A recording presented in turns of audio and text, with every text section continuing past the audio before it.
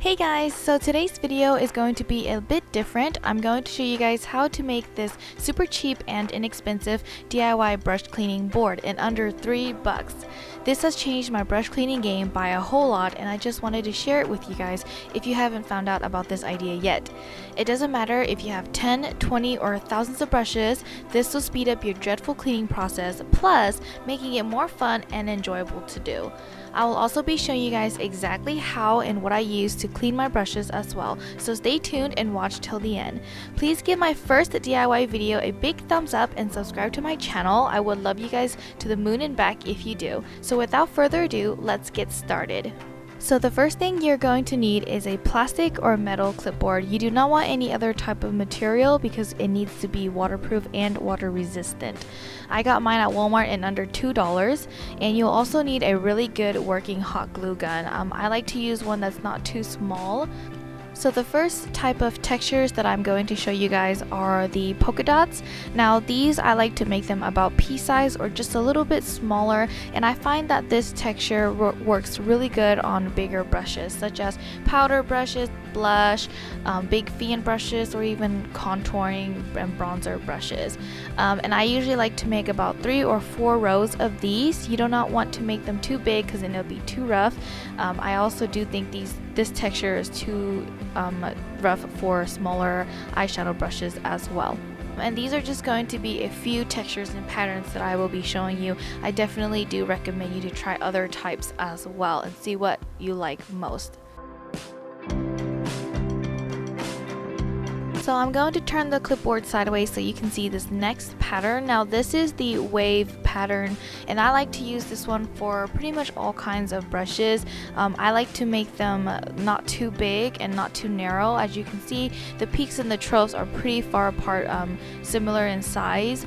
And I like to make about 3 or 4 rows of these as well. And you'll notice I'm having a little bit of a problem trying to make the lines even because my hot glue gun was kind of dying on me. So it's very important that you get a hot glue gun that works really well.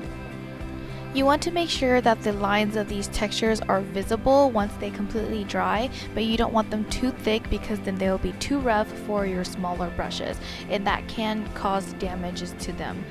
And for the glue strings, you can just kind of leave them and let them fully dry before you pull them out. They are no problem to your brushes. I just left mine on.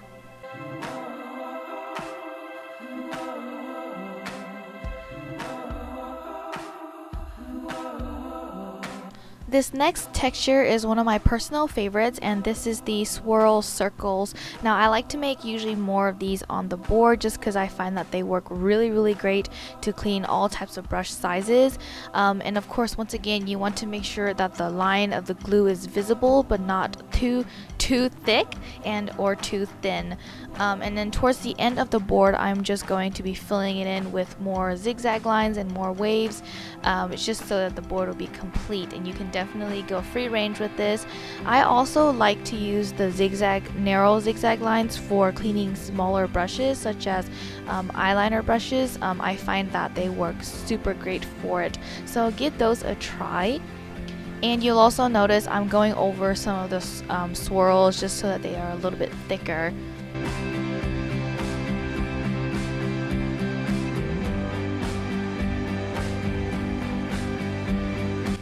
And we are pretty much done with the board, so now we're just going to let it fully dry before we bring it to the sink, and I will definitely demonstrate it and show you guys what I use to clean my brushes as well. So yeah, let's just go ahead and head on over to the sink.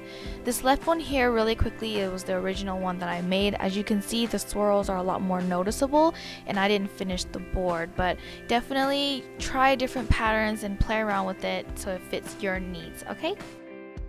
So for the brush cleaning mixture, I like to use antibacterial dish soap and then also a conditioning agent, and I usually prefer to use coconut oil or olive oil, and you want to make sure that it is 2 parts soap and 1 part oil. If you have too much oil, it makes the brush kind of oily and shiny once they fully dry. That's pretty much all I use to clean my brushes for a deep clean, and it works really well. So these are just a few of the brushes that I have that are dirty, and I will be showing you guys a few of them of how great the board works. What is very important is the temperature of the water. You do not want anything that's too warm or hot, so try to keep it more lukewarm or normal temperature to cool. That way it doesn't loosen up the glue on the board and in your brushes. So as you can see, I'm just really swirling it in really easy, and I'm not even thinking too much about it, and the board is doing all the work for me. I also like to hold the brush more towards the end, so that way I'm not being too rough with it. So yeah, just look how perfect that is. I'm just going to go ahead and fast forward and show you guys a few of the brushes to demonstrate how clean they are.